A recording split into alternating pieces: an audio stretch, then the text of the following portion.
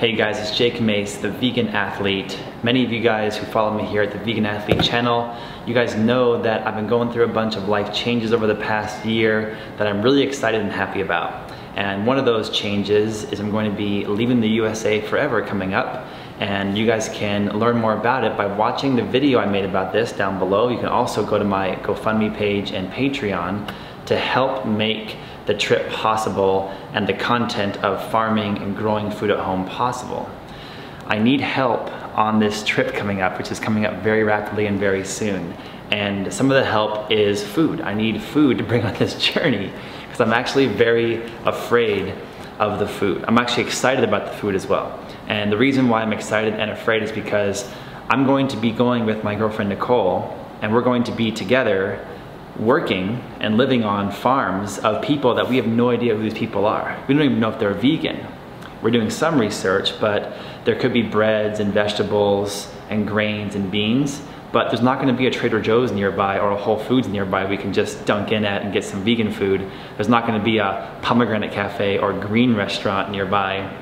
And so we're gonna have to bring some of the food that we eat with us. And we're gonna be backpacking in addition to farming.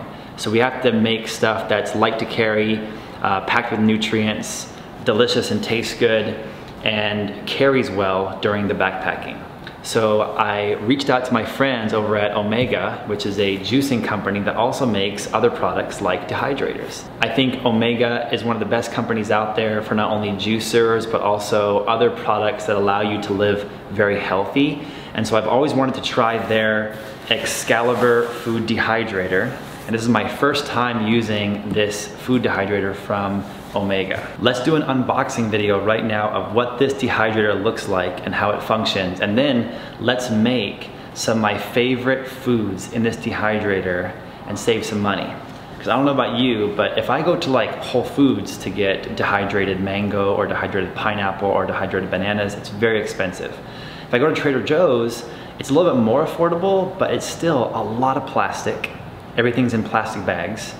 And I don't know what else is on the produce, you know, like sulfur dioxide or sugar. And I just want the raw natural fruit, maybe some other things we're gonna dehydrate as well. And I also know that if I buy the produce like mangoes, bananas, pineapples from the store in their natural state and I dehydrate it myself, it's way cheaper than buying even the cheapest dehydrated fruit from the store.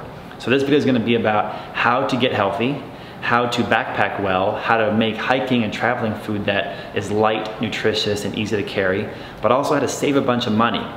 This dehydrator may cost you money up front, but over the long run, you're gonna save a bunch of money and you're gonna be healthier as a result when you eat the food that you dehydrate at home. And I also have a code down below where you guys can click to save money and get a discount if you wanna order one of these from Omega. So go down below to the description and comments, click on the link and see if you guys can afford it. And hopefully you guys appreciate the discount you're getting by clicking on the link to buy this dehydrator down below on my video. I've been dehydrating food for myself since I was a teenager, in addition to juicing food since I was a teenager. So I'm really excited to have my first ever serious dehydrator where I can really do some damage and dehydrate a ton of food and then load up my backpack and Nicole's backpack with healthy stuff for our trip coming up. Let's open this thing together right now.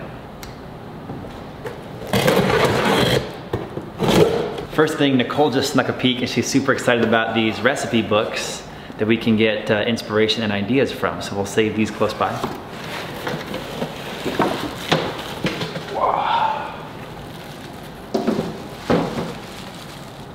So it says here, stop, important information. And some of the important stuff I see is like cleaning tips. The trays are dishwasher safe, but the poly screens are not dishwasher safe.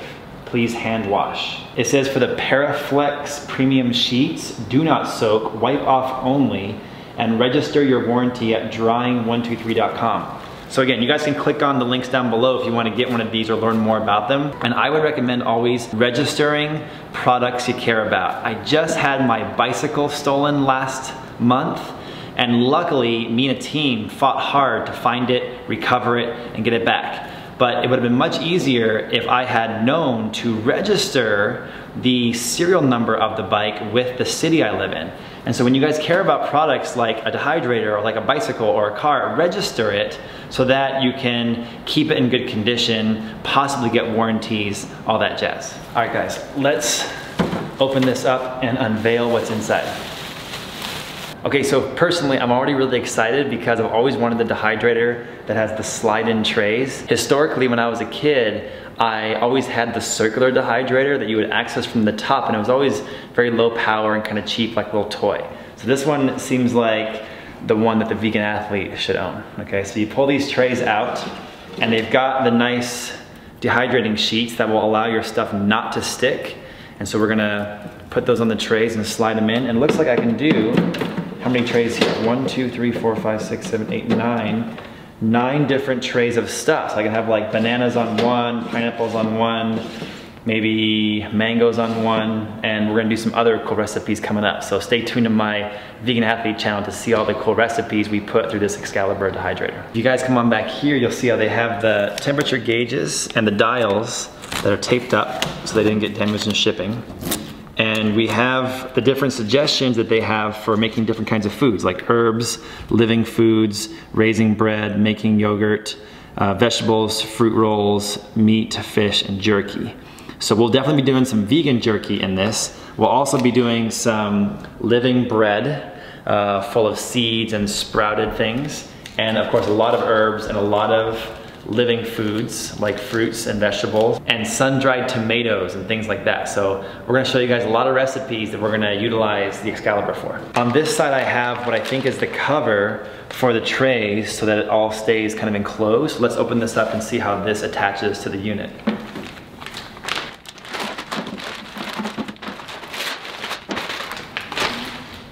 Yes. All right, I unwrapped it, and this is a pretty cool see-through case that I can actually put on there to keep it contained, but I can still see all my deliciousness going on the inside. And there's some holes here so that these handles can go on there. We can lift this up and access our food, or take this off and get really good access. I have to say I've built a lot of things and I've put a lot of things together over the years, and I was anticipating this to be a big headache to put this together, but it was really simple. The hardest thing was screwing in the 2 screws to hold these handles in place, and now I'm pretty much done. This just can lift off to get the trays, or it can pull off, put it back on as well. And then in the back, the plug is back here, and so just gotta plug it in like a little easy bake oven or something.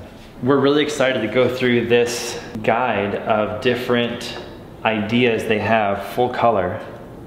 This is like the Baker Creek seed catalog of dehydrating that you can get some ideas from and inspiration from for different recipes, including breads and crackers. I'm really excited to make some breads and crackers and fruit roll-ups and stuff, maybe some like dehydrated sun-dried tomatoes and mushrooms, because I love making veggie broths for soup and things, and this thing looks fantastic. All right, let's plug this bad boy in and start slicing up the first 3 items I'm gonna dehydrate: banana, mango, and pineapple.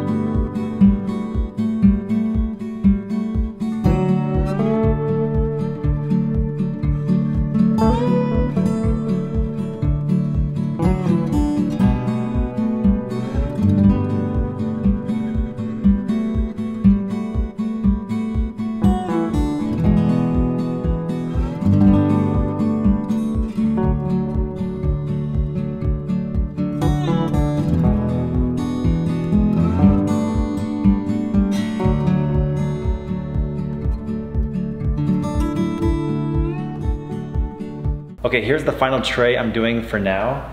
We're gonna slide it in here, and you see how I kind of cut the bananas in different size pieces because I love when bananas are longer and chewy, but I also love the crispy banana chips. So we're gonna see what happens with different thicknesses of slices and different configurations of fruit.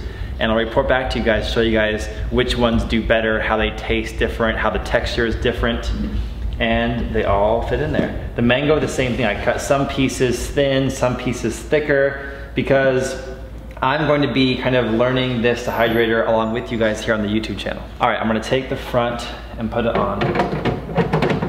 Close this door. And all I have in here right now is banana, pineapple, and mango. We might take the bottom few trays and try to thinly slice some sweet potatoes and beets and see if they make like raw, healthy chips. I'm gonna come back here to my dials and I'm gonna set the temperature for like 120. I know a lot of raw food is out there. They want it like 111 or 104, or everybody has a different opinion of what temperature is best. I'm gonna put it about 120. I'm gonna set the timer for a few hours, maybe like 6 hours, but I'm gonna keep coming back to it to check it as we go. It's my first time using it, so if you guys keep watching this video, I'll report back of how everything looks like hour number 3, hour number 6, hour number 9, and I'll tell you guys how long each fruit needed to dehydrate. So again, go down below if you want to order one of these, get the discount that we secured for you, and coming up next, let's see what it looks like when it's finished dehydrating, and I'm gonna eat it and tell you guys how it tastes on camera. All right guys, update time. We are 4 hours in to the dehydrating process. So let's check out how all different fruits look 4 hours in. One thing is it smells like banana bread here, and I love that smell. It smells so delectable. I just love when bananas are dehydrating. It's like the best. It reminds me of my teenage years, my childhood. So here's the mango, first tray. Starting to dehydrate a little bit. And I would say these thinner, skinnier pieces are further along than the thick pieces, but we're gonna set the alarm for about 5 more hours from now and see after 10 hours if it's all ready. Here's the pineapple. I'm guessing the pineapple is gonna take the longest amount of time. Here are the bananas. They're looking pretty good. But they're still moist. They're not quite ready to store yet. I also added something extra, added some tomatoes here because I'm really excited about the prospect of making my own dried tomatoes. Are they considered sun-dried tomatoes if they're done in the dehydrator? All right, I'll see you guys in 5 hours. All right, everybody, it's the next morning, and I noticed that some fruits and some foods dehydrated faster or slower than others. So I ended up putting in a whole tray of tomatoes, and these dehydrated marvelously. Like, it looks like legit dehydrated sun-dried tomatoes, and they dehydrated pretty fast. I would say like 5 hours, they were done. They were ready to go. Tomatoes are even better when they're dehydrated than when they're fresh, because like the sugars are all condensed in there or something. Then we have the tray of banana, which kind of took the longest. So I would say the banana took about 10 hours. So if you guys started it at, 8 o'clock, they're ready by 6, 7 a.m. the next morning, depending on what temperature that you use. And I like to bring them out a little bit early when they're not fully crunchy so that they're kind of chewy. Oh my God, and they're really good warm like that. I like it a lot. They're really good. And I'm really excited that I have the ability to make the bananas whatever shape I want. So these ones I made longer, and I just like that different kind of shape. Really good. So you got some freedom there to do whatever you want. I'm so hungry right now, I just worked out. And the pineapple looks really good. And the pineapple also took about 10 hours, maybe even 11. And it's better, they say in the raw vegan community, it's better to cook it at a lower temperature, like around 105 or so, 110, 105, and dehydrate them for longer because you preserve the active enzymes inside the food. But the pineapple is so sweet, really, really good. All right, I'm pretty impressed, I'm pretty excited, and I hope you guys like videos like this because I'm gonna be bringing you guys a lot more recipes as we make some crackers and bread and dehydrate some things like sweet potatoes and more. And we'll be loading ourselves up with really affordable, really nutritious, easy to carry food that we can bring with us on our upcoming woofing trip. I really hope you guys are excited for that footage coming up starting in May. You guys can get all the links to order one down below. I negotiated for a discount for you guys, so hit the link and check it out. And I'll see you guys back here in the next video. Grow your food at home, go vegan. And if you're growing too much food and you need help with ideas of what to do with it, dehydrating is an excellent option.